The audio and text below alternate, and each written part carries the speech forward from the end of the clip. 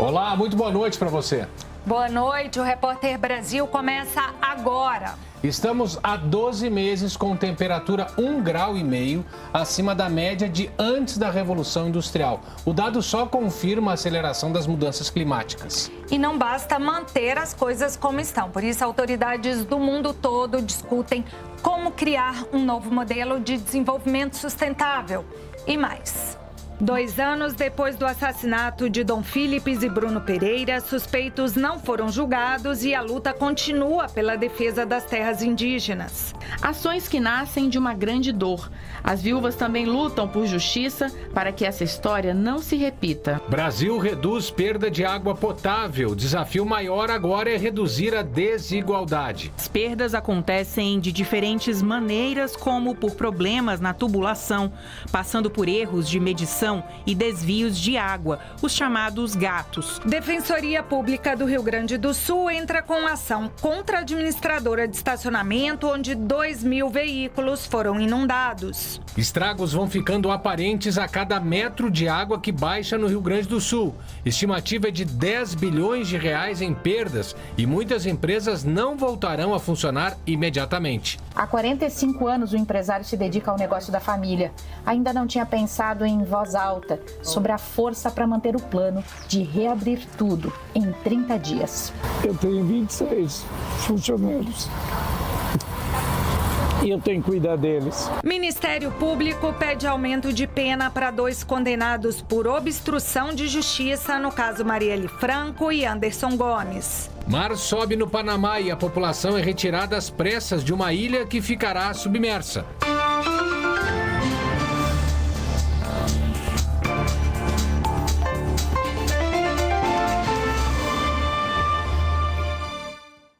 A gente começa o Repórter Brasil falando sobre os 2 anos dos assassinatos do indigenista brasileiro Bruno Pereira e do jornalista britânico Dom Philips. Eles morreram lutando pela proteção dos povos indígenas que vivem no Vale do Javari, no Amazonas. Nós preparamos reportagens especiais que relembram o caso, contam como estão as investigações e dão uma ideia de como estão os defensores de indígenas que vivem lá na região. Hoje o dia foi de homenagens em Brasília. Quem acompanhou e vai trazer os detalhes para a gente agora é a Manuela Castro. Manuela, muito boa noite para você. Olá, uma ótima noite para você, Porta Nova, para a Yara e para todos que acompanham o Repórter Brasil. Eu estou aqui no Memorial dos Povos Indígenas, que fica no centro de Brasília e onde daqui a pouco, está marcado para as 7h30 da noite, vai começar um ato em homenagem aos 2 anos de morte de Dom Philips e Bruno Pereira. Como a gente pode observar, as pessoas já estão aqui trabalhando na organização do evento, já tem alguns convidados que chegaram também. E além da homenagem, ali a gente pode ver uma mesa em que as pessoas vão debater o que está acontecendo na região onde aconteceram os assassinatos. Também haverá um balanço das ações do governo na terra indígena Vale do Javari, que fica na região onde aconteceram os assassinatos. Hoje à tarde houve uma roda de conversas e também a exibição de um documentário sobre a morte de Dom Philips e Bruno Pereira e também sobre o que está acontecendo no Vale do Javari.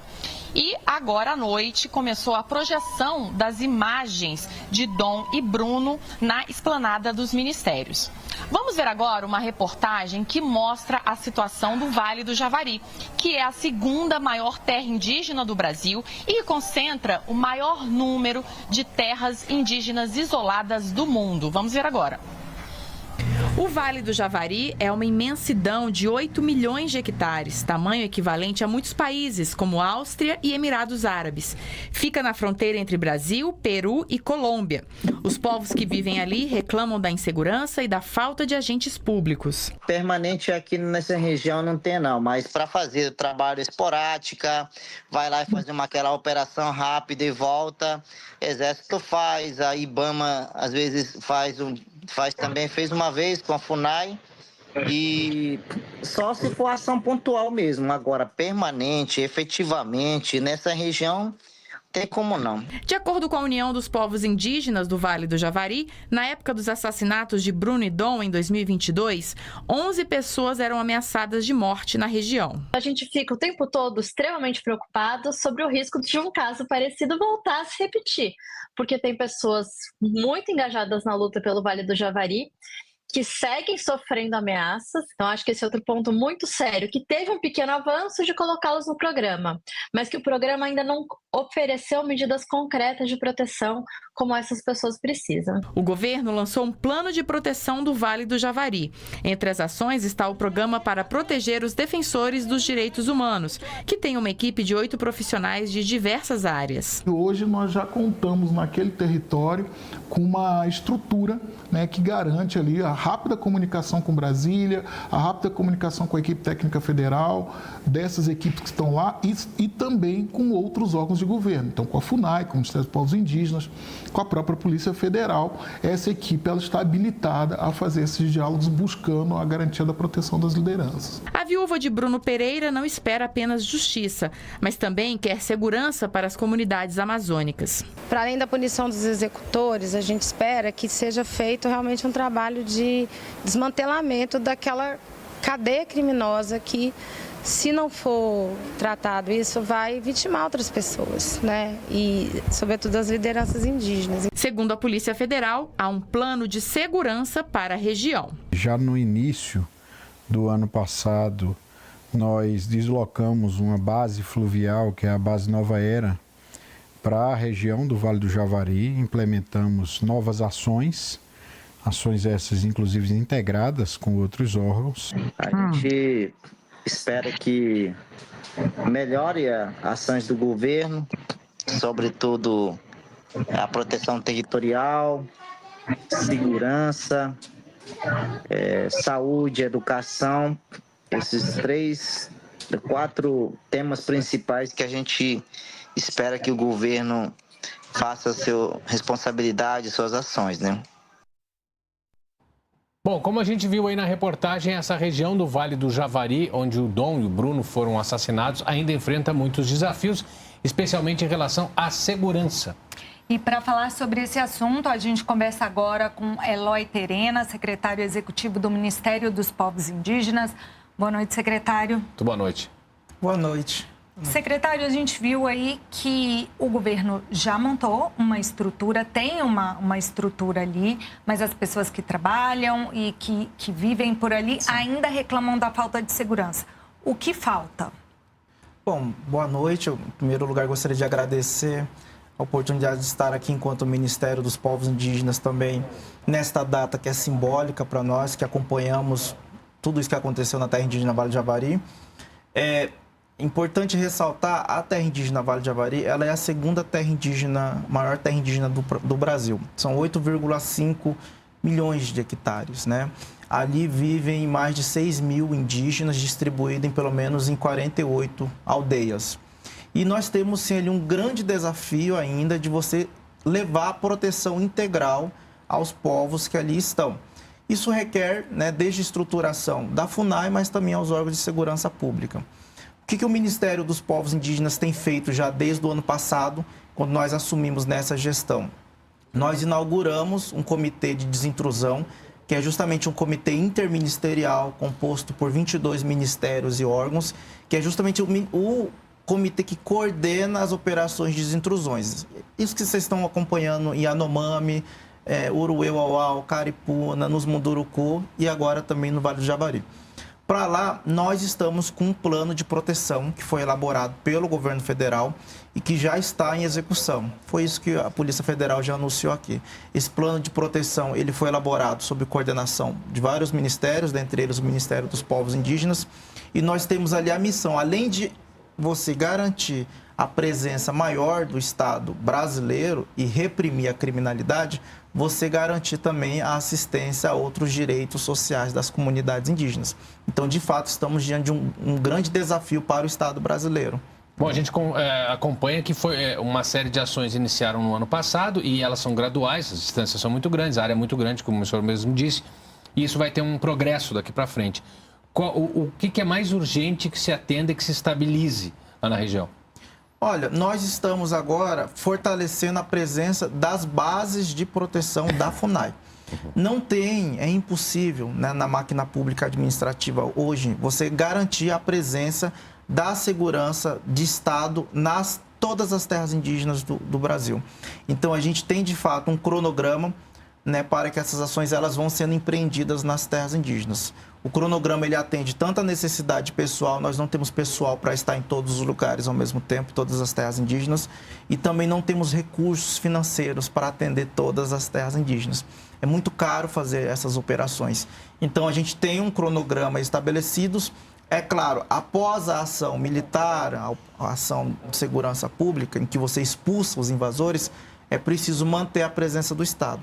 É por isso que a gente está buscando aí o fortalecimento da FUNAI, por meio de suas bases de proteção. Abrimos agora um concurso para aumentar, né, o efetivo da Fundação Nacional dos Povos Indígenas e, enquanto Ministério, estamos trabalhando para aumentar também o recurso da FUNAI. Porque quem fica lá permanentemente, sem dúvida, é o órgão indigenista oficial do Estado brasileiro. Pois é, o senhor citou aí a FUNAI, porque também não é fácil você garantir a segurança e garantir também a proteção desses povos isolados, né? Exatamente. A terra indígena Vale do Javari é a terra que concentra o maior número de indígenas isolados de recente contato do mundo. Sim. Eles estão justamente ali, essa terra foi homologada em 2001, justamente para dar proteção a esses povos. Então, você combater essa criminalidade que ela insiste, né? Ela é renitente, porque ela insiste sempre em retornar. O garimpo, o invasor, o madeireiro, a pesca ilegal estão intimamente conectados. E essa terra ela tem um agravante. Por conta da sua localização geográfica, ela tem um alto índice de tráfico, né? Atuação do tráfico mesmo nessas comunidades indígenas, uma região fronteiriça.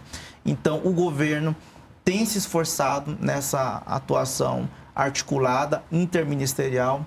É uma agenda prioritária para nós, não à toa que hoje nós resolvemos fazer esse ato, não apenas em razão da memória, porque é importante você lembrar, né, para manter viva a memória, mas para a gente estar sempre chamando a atenção da importância de se garantir o combate, né, a essas atividades criminosas e também o resgate, a valorização à atividade que o servidor Bruno exercia, né, que era uma atividade específica mesmo de lidar com os povos indígenas isolados e de recente contato. Tá certo. Secretário, eu quero agradecer a sua presença aqui. Esses esclarecimentos são importantes, é uma política que é contínua.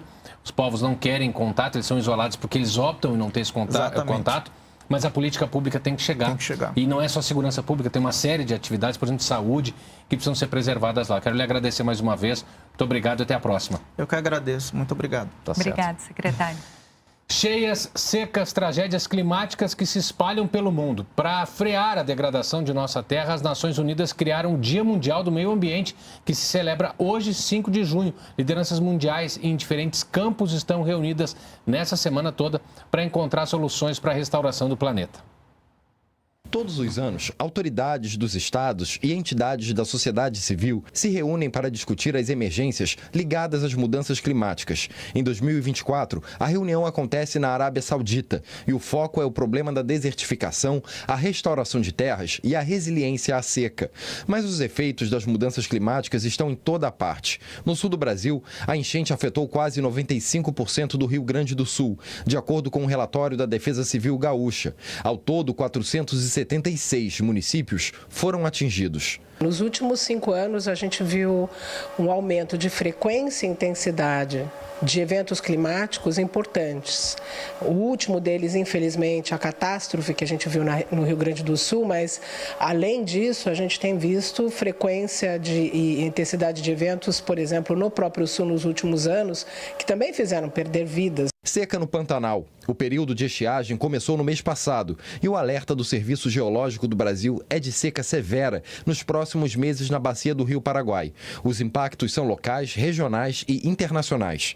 Na fauna, na flora, nas comunidades ribeirinhas, limitação à navegação, risco de incêndios florestais. O relatório anual de desmatamento, publicado pela rede MAP Biomas, revela que o Cerrado já é o bioma mais devastado no Brasil. É no Cerrado que ocorre 61% 31% do desmatamento total. Maranhão foi o estado onde mais se desmatou no ano passado. O Brasil perdeu mais de 1 milhão de hectares de cerrado só em 2023. Isso equivale a 7 vezes o tamanho da cidade de São Paulo. A devastação da Amazônia não deixa de ser preocupante. Há 2 anos, a fumaça das queimadas no norte do país cobriu 5 milhões de quilômetros em território brasileiro, atingindo São Paulo, Paraná e até a Bolívia. As mudanças climáticas são reais e elas demandam políticas de resiliência para as cidades e regiões que podem ser mais afetadas. Chuvas fortes vão acontecer de novo, famílias vão perder suas casas e muitos vão se mobilizar em solidariedade. Só que muitas dessas perdas também podem ser evitadas. O conceito de resiliência, ou também o conceito de adaptação, é justamente se preparar, é não esperar o evento acontecer. Além da resiliência e da prevenção a catástrofes, enfrentar as mudanças climáticas envolve observar o Código Florestal Brasileiro, uma das leis de proteção mais avançadas no mundo, para preservar e também obras de adaptação à nova realidade. Dá para fazer mudanças de gestão, mudança até de localização física se for necessário, como foi a criação de Brasília. A gente tem coisas para se adaptar e pode fazer coisas interessantes e se valer do grande território que a gente tem. E nesse Dia Internacional do Meio Ambiente, 2 autoridades globais de clima divulgaram novos dados alarmantes sobre o aquecimento global. No Panamá, uma comunidade tradicional começou a ser retirada da pequena ilha em que vivem por causa do aumento do nível do oceano. Confira esses e outros destaques no nosso Giro Internacional. Cerca de 300 famílias, 1.351 pessoas do grupo indígena Guna começaram seu êxodo da pequena ilha de Garde Sugdub na última segunda-feira. Eles estão sendo realocados para novas casas construídas em uma área de floresta no continente e terão que se adaptar a um novo estilo de vida. A ONU calcula que na América Latina, 41 milhões de pessoas, 6% da população, vivam no nível do mar. A Organização Meteorológica Mundial e o Serviço de Mudanças Climáticas Copérnicos da União Europeia informaram que o mês passado foi o maio mais quente já registrado.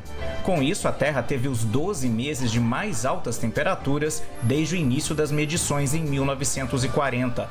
Até maio, a média dos termômetros foi 1,63 graus Celsius, acima da média pré-industrial.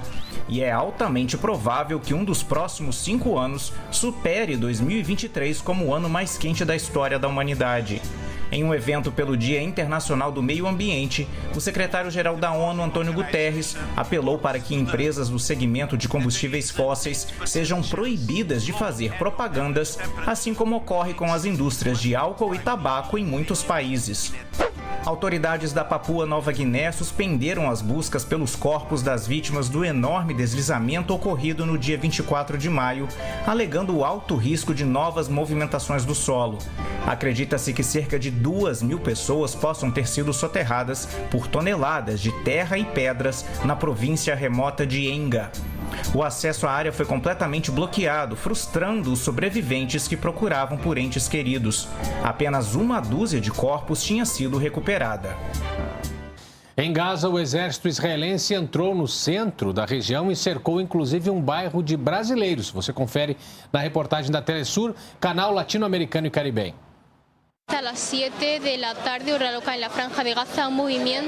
Por volta das 7 da noite de ontem, os militares israelenses começaram a adentrar a região central de Gaza. Estamos falando de uma área que é supostamente uma das zonas humanitárias que abrigam mais de 1 milhão de palestinos. Estão sendo atacadas neste momento e desde ontem. Há relatos de que esses tanques militares teriam cercado os bairros de brasileiros e de sauditas em Rafah. Os ataques com tanques de guerra foram acompanhados de bombardeios aéreos. O objetivo é destruir toda a estrutura interna, incluindo zonas agrícolas e áreas residenciais.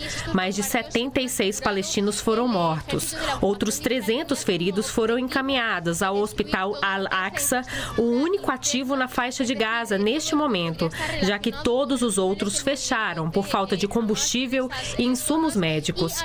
Mesmo este hospital, porém, tem poucos recursos recursos. O diretor do hospital disse que estão tratando com mais urgência aqueles feridos graves e que não há lugar para receber todos que precisam de ajuda médica.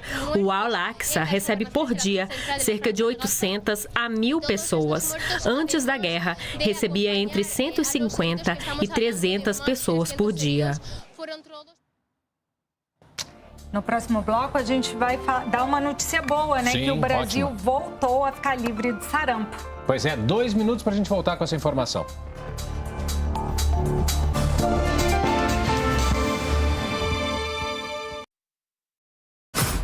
Liga de Basquete Feminino é na tela da gente. LBF 2024. 11 times, mais de 100 jogos e muita disputa. Vamos juntas torcer por elas.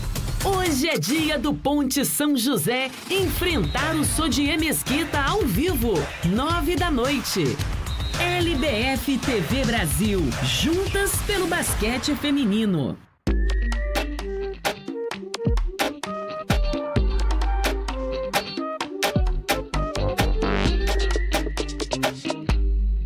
Toda pessoa branca, queira ou não, é beneficiária do racismo, independente da sua vontade.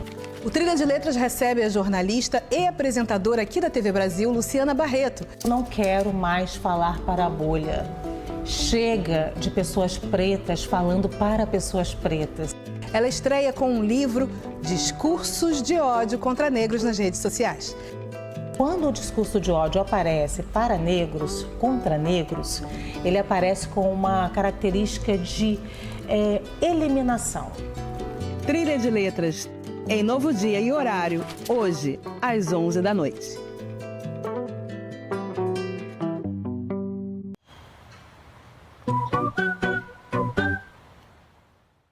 Aqui na Amazônia, eu me deparo com uma realidade do água, da pujança da natureza. A produção regional independente. A fotografia é e sempre vai ser um instrumento dessa crítica social.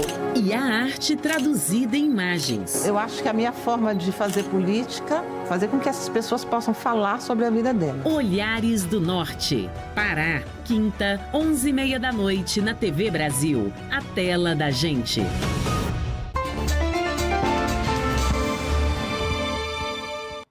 O Brasil está perto de retomar a certificação de país livre da sarampo. Do sarampo, pois é. O Rio de Janeiro, a gente vai saber mais informações com a Fernanda Cruz, porque a gente não deveria nem ter perdido esse status, né? Já que a gente é referência em vacina no mundo todo. Fernanda, boa noite para você.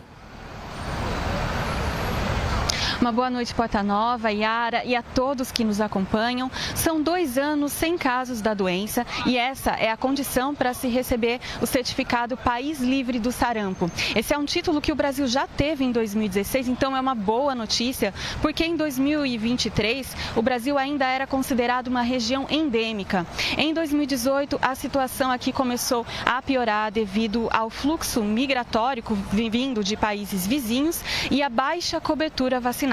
Aí é sempre importante a gente falar sobre a importância da vacinação. Só para fazer um comparativo, lá na Europa a situação é alarmante. Foram 58 mil casos de sarampo em 41 países. E aí a gente fala sobre a vacina que protege contra o sarampo, é a tríplice viral. Se você não se lembra se tomou ou não a vacina, pode ir até uma unidade do SUS e se imunizar.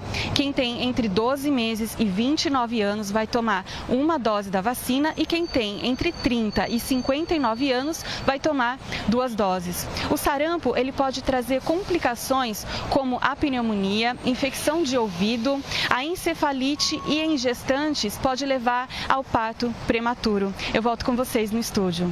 Pois é, por tudo isso é muito importante ser mantida a vacinação em dia. Pois é, manter a caderneta em dia, né? Exatamente, ficar de olho. A produção industrial nacional caiu 0,5% em abril. Houve queda significativa nas produções de minério de ferro e de petróleo no mês. Os dados do IBGE divulgados hoje mostram que a produção industrial caiu em abril depois de 2 meses seguidos de alta. Dessa vez, o setor extrativista pesou negativamente, com queda de 3,4% no mês. Dentro desse segmento estão grandes empresas como a Vale e a Petrobras, que têm o minério e o petróleo como matéria-prima. Já produtos de maior valor agregado apresentaram alta na produção, como máquinas e equipamentos usados em indústrias. A produção de carros e caminhões foi a que mais cresceu em abril, com alta de mais de 13%. Apesar da queda recente, a produção industrial no Brasil ainda sobe 3,5% neste ano, em comparação com o mesmo período do ano passado. O Senado aprovou há pouco a taxa de 20% para produtos importados de até $50. Quem vai trazer informações para a gente direto do Senado é a Selma Dias. Selma, boa noite para você. Oi, pessoal, boa noite a vocês, a todos. Pois é, foram quase 2 horas de sessão e apesar de o texto ter sido fatiado, a decisão dos senadores foi aprovar mesmo a volta da cobrança de impostos em cima de compras de até $50 em sites internacionais, especialmente os chineses como Shopee e AliExpress, que são muito comuns aqui no Brasil. Hoje essas compras elas são isentas e com essa decisão do Congresso passará a ser cobrada uma alíquota de 20% em cima do valor dessas encomendas. Então aqui está em jogo, primeiro, o interesse do consumidor, que quer pagar mais barato sempre. Também tem uma questão de concorrência entre o mercado nacional e internacional. Fala-se também no aumento de arrecadação e tem, no fim das contas, uma disputa política entre base e também oposição. Por tudo isso, foi uma votação longa, cheia de reviravoltas. O relator desse texto, que é o senador Rodrigo Cunha, ele inicialmente retirou do texto o trecho que previa a taxação dessas compras internacionais, prevendo apenas a votação do texto original que falava ali do projeto Mover, um projeto que cria incentivos para empresas automobilísticas que investirem na descarbonização. Esse texto base foi aprovado, mas os senadores da base governista apresentaram destaques para trazer de volta a taxação, que acabou também sendo aprovada. No fim das contas, passou o Mover, passou também a taxação dessas compras internacionais, mas o texto sofreu ali algumas alterações e agora voltará para a análise dos deputados. Por enquanto é isso, pessoal. Volto com vocês. Obrigada, Selma. Bom, a dona da clínica onde um homem morreu depois de fazer um procedimento estético se apresentou hoje à Polícia de São Paulo. O caso é investigado como homicídio. O chamado peeling de fenol é um procedimento invasivo. Apesar de liberado no Brasil, a recomendação é que seja feita por um médico. A clínica fica no Campo Belo, bairro na zona sul da capital paulista.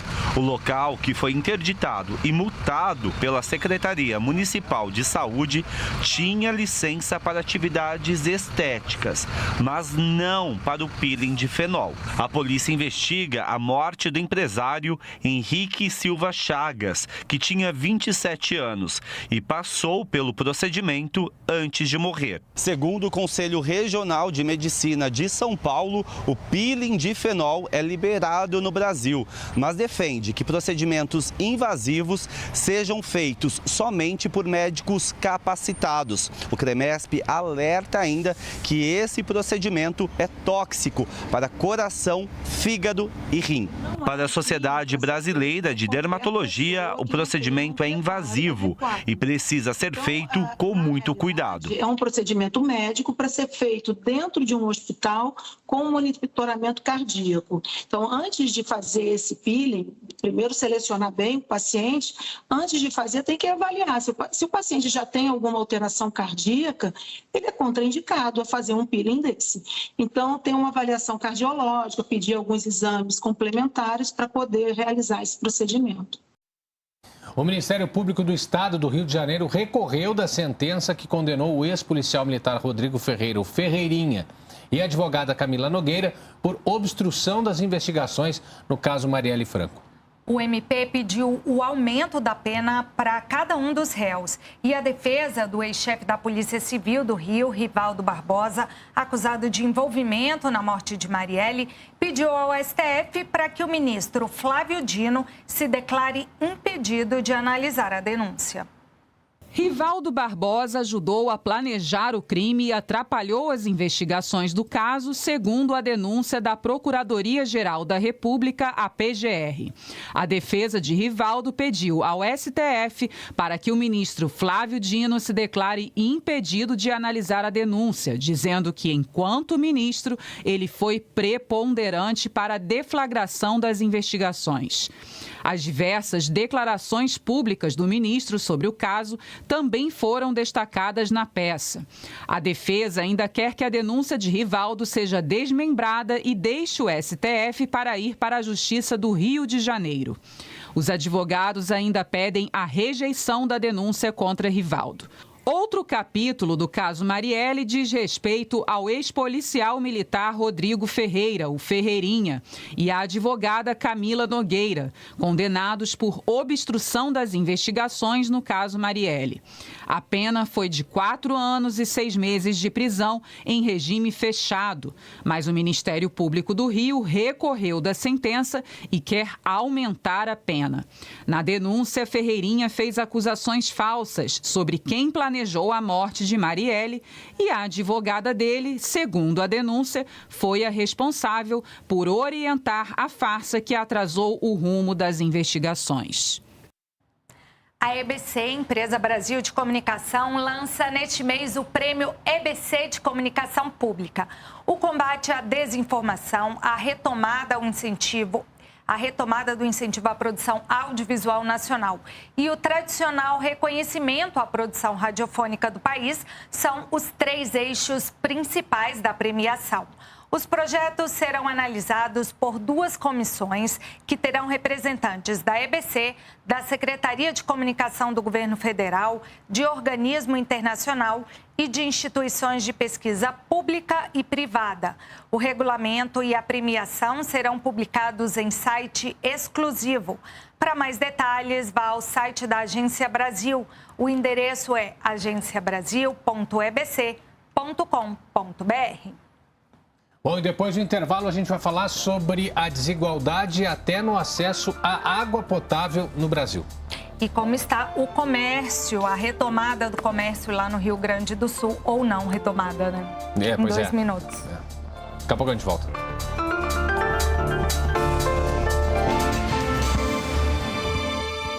Meu pai foi diagnosticado maníaco-depressivo em 1967. Eu vou pra Nova York e você se muda pra cá com as meninas e cuida delas pra mim. Eu? Isso, você. Papai, papai, papai! A gente dormiu demais e vamos nos atrasar pra escola. Depressa! Amélia, não esquece da mochila! Será que ele vai conseguir lidar com essa situação? Sentimentos que Curam, quinta, 9 da noite.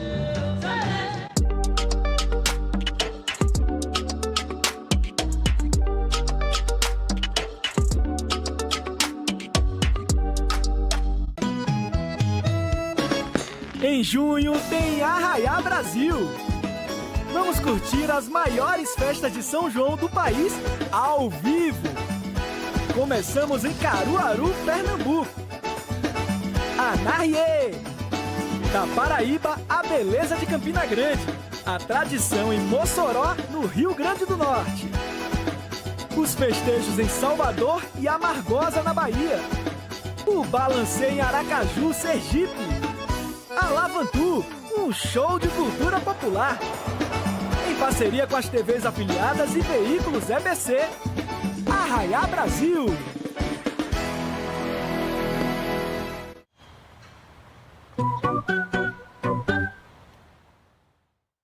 Duas torcidas apaixonadas. 2 grandes times. Em um jogaço exclusivo na TV Brasil. É isso mesmo, pode até chamar o VAR. Vamos ser a única TV aberta a transmitir Novo Horizontino e Santos. Na 9ª rodada do Brasileirão Série B. Sexta, 8:45 da noite. Só aqui, na TV Brasil, a tela do nosso futebol.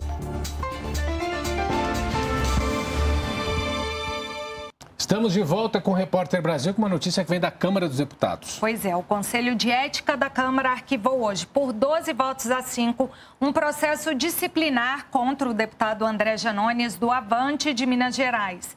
Janones foi acusado de ter sido beneficiado por um suposto esquema de desvio de recursos públicos do gabinete parlamentar, a chamada rachadinha. O relator do processo, o deputado Guilherme Boulos, do PSOL de São Paulo, considerou em seu parecer que o caso não deveria seguir em frente por tratar de fatos ocorridos antes do início do mandato. Ao final da sessão, opositores ofenderam Janones. O deputado reagiu e trocou empurrões com os parlamentares Nicolas Ferreira e Zé Trovão. Após o bate-boca, André Janones teve que sair escoltado do plenário da comissão. Bom, vamos com a reportagem ao vivo. Hoje, mais um desdobramento da pandemia de Covid-19 foi anunciado pelo Ministério Público de São Paulo. Os promotores irão oferecer denúncia contra os responsáveis pela empresa Prevent Senior, que apoiou o tratamento com hidroxicloroquina durante a fase mais aguda daquela crise que matou tantas 700 mil pessoas no Brasil. Pois é, de São Paulo, a repórter Sara Kines traz os detalhes para a gente. Boa noite, Sara. Boa noite a todos que nos acompanham.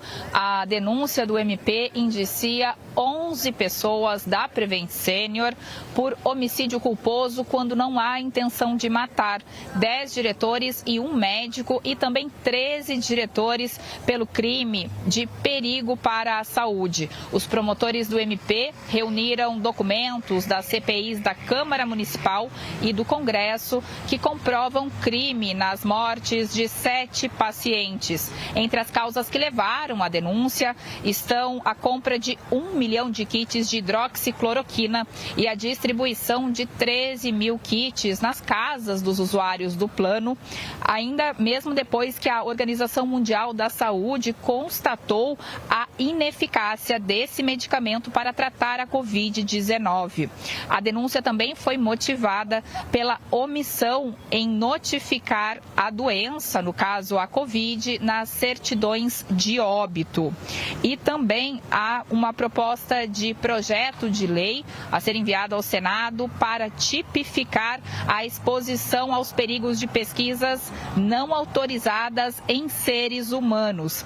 Em nota, a Prevent Senior disse que sempre respeitou e colaborou com os promotores e reitera que seus médicos, funcionários e sócios não cometeram crimes e atuaram buscando o melhor atendimento. Eu volto com vocês. Tá certo, Sara. Obrigado pelas informações. A Prefeitura de Porto Alegre iniciou a remoção do corredor humanitário que foi construído nas proximidades da estação rodoviária.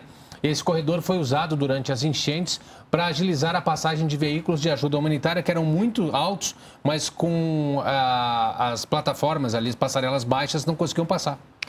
A retirada da estrutura ocorre após a queda do nível do Guaíba. A expectativa é garantir mobilidade e, com isso, a volta às atividades na região. Vamos saber os detalhes com o repórter Vladimir Platonov. Boa noite, Vladimir. Boa noite, Yara. Boa noite, Porta Nova, a todos e a todas. É um bom sinal do retorno de Porto Alegre à normalidade. Esses corredores humanitários, como o Porta Nova disse, são estruturas que foram construídas acima dos alagamentos para permitir que os caminhões de urgência, emergência e ajuda pudessem acessar a cidade de Porto Alegre, que chegou a ficar isolada. E uma outra boa notícia também é a reabertura da estação rodoviária de Porto Alegre. Está aqui à minha esquerda, atrás de mim. Ela ficou fechada desde o dia 4 de maio. As operações da estação rodoviária vão começar gradualmente. Primeiramente, serão 90 horários de ônibus, servindo a 116 municípios. Lembrando que o total são 360 viagens por dia, ou seja, bem acima desta capacidade. As 70 lojas permanecerão fechadas neste primeiro momento e as viagens interestaduais somente retornam no dia 13 de junho. O prejuízo calculado aqui na estação rodoviária foi mais de 11 milhões de reais. Eu volto ao estúdio. Obrigado, Vladimir. Só para dar uma ideia para quem está nos assistindo, essa aqui é a Avenida Mauá, tá? E aqui a saída, há 15 dias era impossível trafegar de carro aqui. A água foi lá em cima daquele muro, por isso todo aquele transtorno que a gente viu. Bom, os proprietários que deixaram carros estacionados no aeroporto Salgado Filho durante a enchente foram autorizados a fazer a retirada dos veículos. A estimativa é de que mais de 2.000 veículos estivessem no local na hora das enchentes. A empresa que administra o estacionamento disse que não vai pagar e a Defensoria Pública do Estado entrou com ação contra a empresa. Em nota, a Estapar alega que a legislação brasileira a isenta de responsabilidade sobre as perdas dos consumidores, porque a inundação foi sem precedentes. Já a Defensoria Pública argumenta que houve um abuso de direito. Eles alegam que a força maior, que é a situação de calamidade, romperia o nexo de causalidade, tecnicamente, ou seja, isentaria eles da responsabilidade, né? Nós entendemos que isso não acontece. Porque nós entendemos que eles respondem objetivamente por isso. A legislação protetiva do consumidor é muito clara em determinar a responsabilidade e nós vislumbramos que, no caso, houve ineficácia da conduta das fornecedoras, em especial da Estapar, em minorar os danos e conter esses danos. Em nenhum momento há uma notícia de que elas tenham realmente retirado os veículos. Simplesmente se limitou a pedir que os consumidores comparecessem até a sua loja para tirar os seus veículos. Consumidores que naquele momento não tinham nem condição de se deslocar para tanto. E muitos deles que estavam viajando. Por isso, a Defensoria cobra uma indenização coletiva de R$10 milhões, valor a ser revertido para o Fundo Estadual de Proteção ao Consumidor, além de 4 indenizações aos proprietários dos veículos inundados. Uma para ressarcir os prejuízos, outra para cobrir aquilo que as pessoas deixaram de ganhar pela falta do carro, uma terceira pelo que se chama de desvio produtivo, ou seja, o tempo perdido para resolver o problema, e a quarta pelo dano psicológico. A Porto Seguro e a Estapar estabelecem uma parceria comercial entre elas e tem bônus nessa parceria, nesse negócio. Agora, se elas têm bônus, elas têm ônus também. Negócio é risco. O que elas querem? Elas querem repassar o risco que é delas para o consumidor. Em nota, a Estapar disse que ainda não foi acionada pela Justiça, mas está à disposição para quaisquer esclarecimentos necessários. E com o sol de volta, a água vai baixando no Rio Grande do Sul. A cada metro de queda, mais estragos vão aparecendo. A estimativa preliminar é de prejuízos de cerca de R$10 bilhões em empresas. Vamos conferir na reportagem da TVE do Rio Grande do Sul, emissora parceira da Rede Nacional de Comunicação Pública. A Avenida Henrique Bier é uma espécie de coração comercial no bairro Campina, um dos mais afetados em São Leopoldo. Há 13 dias, só passava de barco por aqui. Agora as ruas estão secas, mas os estragos de tanto tempo dentro d'água ficam. São várias e várias lojas de portas fechadas no horário comercial, mas a maioria segue limpando. Os prejuízos atingem negócios de todos os tamanhos, os familiares e aqueles que geram mais empregos. Pois nessa loja de materiais de construção, os filhos e os funcionários do seu João não param. Essa é a matriz da empresa e o estoque de mais de 17 mil itens foi invadido. A água atingiu o nível de 4,5 metros de altura. O nosso caminhão, um dos 3, esses tiveram seguro total, mas empilhadeira, carregadeira, motores, computadores e mais estoque que se estragou e que foi embora. Nós temos aí um prejuízo avaliado aí em 2,5 milhões, mais ou menos. Há 45 anos o empresário se dedica ao negócio da família. Ainda não tinha pensado em voz alta sobre a força para manter o plano de reabrir tudo em 30 dias. Eu tenho 26 funcionários e eu tenho que cuidar deles. Eles estão todos me apoiando. Estoques, instalações, mobiliário. Um estudo preliminar da FEComércio estima que as perdas patrimoniais das empresas gaúchas cheguem a R$10 bilhões. O levantamento estima que 10% dos CNPJs ou 66 mil estabelecimentos tenham sido atingidos nas cidades em calamidade pública e precisam de apoio. Dos 62,5 bilhões que o governo federal fala, tem 45 de empréstimos, com vantagens, claro, muito boas. Fala-se em juro zero, é um juro simbólico, que é 1% ao ano, mais o spread bancário. Mas convenhamos, o cara perdeu tudo, desde o pequeno ao grande, como ele começa, né? Então a gente está preocupado com a manutenção dos empregos, porque agora, sexta-feira, é o 5º dia útil, tem que pagar a folha de pagamento.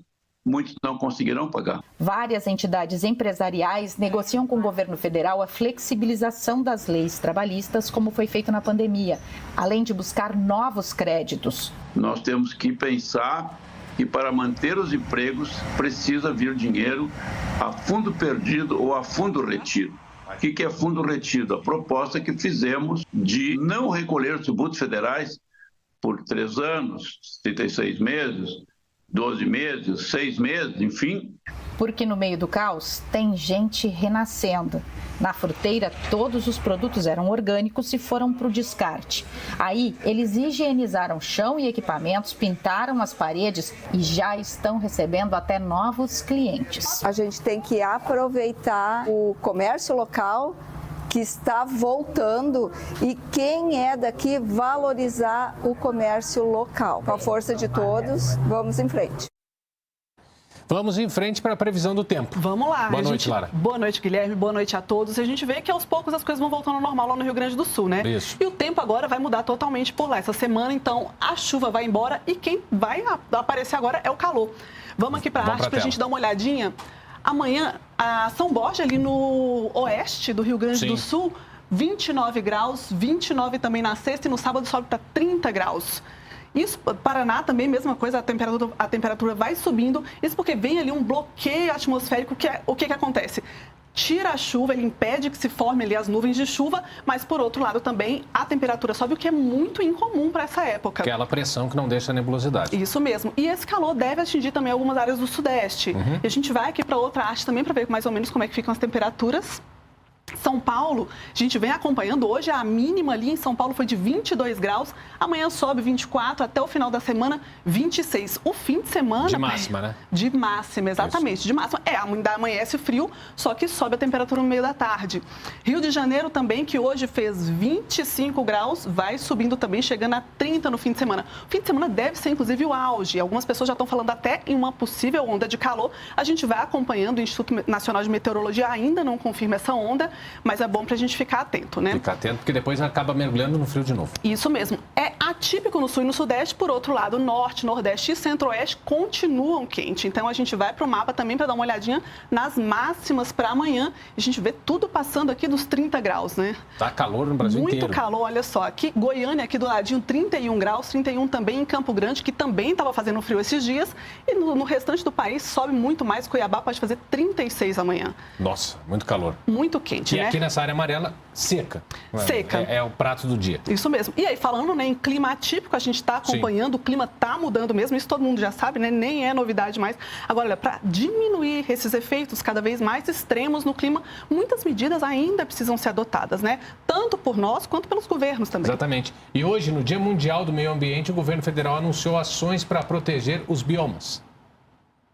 Ao todo, foram anunciadas 14 ações para preservar o meio ambiente. Uma delas é o pacto com governos estaduais para colocar em prática ações de prevenção e combate aos incêndios florestais no Pantanal e Amazônia. Outro destaque é o decreto que permite a comercialização de crédito de carbono nas concessões florestais. Ele também prevê o reconhecimento de direitos territoriais de comunidades tradicionais em áreas de florestas públicas federais, ainda não demarcadas. O governo instituiu ainda 2 novas unidades de conservação no país. Uma delas em Itacoatiara, no Amazonas, terá 15 mil hectares. A outra unidade, em São Desidério, na Bahia, terá 16 mil hectares e será para a proteção de cavernas na região. O município de São Desidério é um dos locais onde houve mais desmatamento do Cerrado em 2023. Reduzir desmatamento não é apenas comando e controle, é também criar instrumentos econômicos, dar alternativa para as pessoas.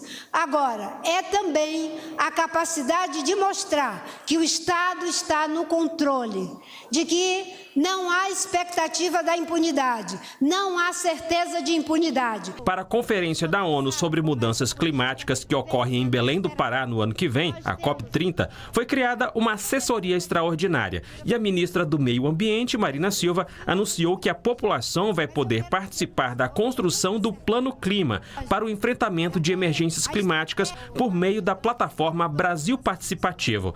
Ela apresentou ainda um programa para a conservação de manguezais e a criação da Estratégia Nacional de Bioeconomia para incentivar o desenvolvimento desse setor. Nós precisamos, a partir do Brasil, que é uma referência mundial hoje na questão do meio ambiente, na questão ecológica, na questão da transição energética, nós precisamos fazer disso uma coisa extremamente importante para que a gente atraia investimentos, sabe? Investimentos para que a gente ajude a desenvolver esses estados. Imagine 7.600 piscinas olímpicas cheias. Esse é o volume de água perdido por dia no Brasil. Por outro lado, 32 milhões de brasileiros não têm acesso à água potável. Os dados foram divulgados hoje pelo Instituto Trata Brasil. Em 2022, o desperdício de água potável no país foi de 37%. Longe da meta do governo federal, que prevê até 2034 perdas da ordem de 25%. Mas, ainda assim, um avanço em relação ao ano anterior, quando o índice passava dos 40%. Se a gente for considerar esse desperdício que acontece dentro da residência, esse volume de perda ele é ainda maior, né? Porque essa perda que a gente está considerando nesse estudo, ela é só entre a saída da estação de tratamento de água e a chegada no hidrômetro da casa do cidadão. A gente tem um longo caminho pela frente para a gente poder atingir as metas estabelecidas pela portaria do Ministério do Desenvolvimento Regional. As perdas acontecem de diferentes maneiras, como por problemas na tubulação, passando por erros de medição e desvios de água, os chamados gatos. Já os vazamentos no sistema de distribuição respondem por 60% do desperdício, um problema tanto para as distribuidoras quanto para os cidadãos. Elas precisam ser mais eficientes, né? Tanto no controle dos vazamentos, dessas perdas físicas, quanto na fiscalização em relação às ligações irregulares, né? Porque tudo isso acaba gerando um custo para o cidadão. E como a gente capta um volume muito maior no rio do que a gente precisa, né? Esse produto químico utilizado no tratamento da água, a energia elétrica que é gasta para o bombeamento dessa água, tudo isso está no custo operacional. A pesquisa mostra que no norte e no nordeste estão os piores índices. Cidades como Porto Velho, em Rondônia, e Macapá, no Amapá, têm perdas que passam dos 70%. Mas a capital federal também não está livre desse problema. Por aqui, o desperdício de quase 34% convive com a falta de água potável nas torneiras. Eu encho o tambor de água, lavo minha louça na bacia, entendeu? Tem gente que sai lá da outra Santa Luzia vai me pegar água aqui. Então, tipo assim, eu quero que o governo olhe por nós, né? A gente também, né? Exatamente. A gente volta a falar sobre os 2 anos dos assassinatos do indigenista Bruno Pereira e do jornalista britânico Dom Phillips. Eles defendiam a proteção do Vale do Javari, no Amazonas, e dos povos indígenas da região. A luta por justiça e pela vida na terra indígena continua. Enquanto as viúvas esperam o julgamento dos suspeitos pelo crime, elas seguem o legado de Bruno e do Dom.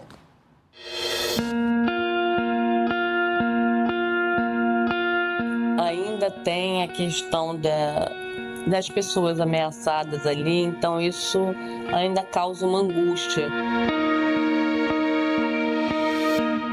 Esse é o sentimento da viúva do jornalista inglês Dom Phillips, 2 anos depois do assassinato dele e do indigenista Bruno Pereira, no Vale do Javari, no Amazonas. Os dois chegaram à Atalaia do Norte em junho de 2022 para entrevistar lideranças indígenas e ribeirinhos. Dom preparava um livro sobre a Amazônia. O experiente Bruno o acompanhava na viagem. Mas eles nunca terminaram essa missão. O Vale do Javari é a 2ª maior terra indígena do Brasil. Fica localizada nos municípios de Atalaia do Norte e Guajará, no Amazonas. Ela abriga a maior concentração de povos isolados em todo o mundo. Mas a região enfrenta a pesca ilegal, a retirada de madeira e o narcotráfico. E foi exatamente a busca de Dom e Bruno por provas contra criminosos que motivou o assassinato dos dois. Os corpos foram escondidos. Quando aconteceu, era uma situação que a gente sofreu muito por falta de informação, né? Eles ficaram desaparecidos 10 dias. E uma insegurança muito grande, porque a gente não tinha nenhuma confiança em quem deveria estar buscando, né? As vítimas, deveria estar apoiando as famílias. A gente não teve esse apoio, né? Policiais federais, com a ajuda de indígenas, encontraram os corpos no local onde os suspeitos pelos assassinatos haviam indicado. O próprio Bruno, ele treinou uma equipe indígena, né? Logo quando aconteceu, quando a gente percebeu que houve a gente não conseguiu localizar a princípio, né, eles numa região que para nós é simples, é trivial, um trecho que a gente gasta 1h30 e tal, né? A gente tomou todas as providências que ele mesmo nos ensinou em casos como aquele. A investigação do assassinato de Bruno e Dom Phillips continua. Começou na Polícia Civil do Amazonas, passou para a Polícia Federal do Estado e este ano veio parar na Polícia Federal aqui em Brasília.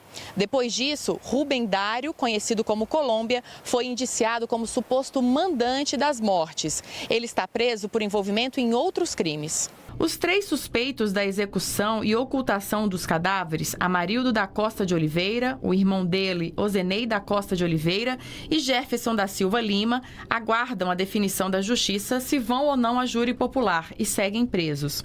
Lideranças indígenas cobram segurança no Vale do Javari. Eu acho que, infelizmente, a morte dos dois, elas expuseram a fragilidade que se encontra o Estado brasileiro em regiões longínquas como o Vale do Javari, né? A situação que está lá é subhumana, é ineficaz. E nós, a cada momento, estamos perdendo terreno para o crime organizado, para as quadrilhas transnacionais, uma região de fronteira, né? Então, daí a importância dessas instituições. Obviamente, a gente não atingiu ainda o nível de ações e de operações que a gente planejou para aquela região e para a Amazônia como um todo. Nós estamos muito preocupados em implementar algo com um alicerce muito forte, que não sejam apenas operações conjuntas, que seja realmente um novo sistema de segurança pactuado entre os órgãos federais de segurança pública, os órgãos estaduais e que a gente possa até, num momento seguinte, buscar o engajamento das esferas municipais. Alessandra Sampaio, viúva do jornalista inglês, acaba de inaugurar o Instituto Dom Phillips para levar adiante o legado do marido nos trabalhos da Amazônia.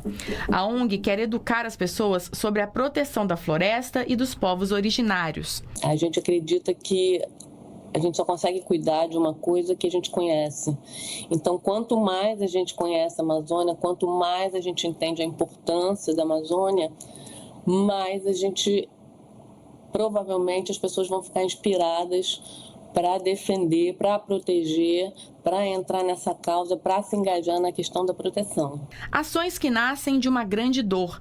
As viúvas também lutam por justiça para que essa história não se repita. Para mim é difícil porque eu tenho 2 filhos pequenos, né? Um que está com 5, outro está com 4 anos. Então, assim, é sempre, todo dia, praticamente, né? Eu penso no fato de que eles vão crescer sem o pai. Isso né, não tem assim, nem palavras para descrever assim, o que é esse sentimento, mas ao mesmo tempo ele deixa, né, um legado, assim, deixa um exemplo, deixa muitas coisas com as quais eu consigo minimamente preencher um pouquinho essa ausência, né?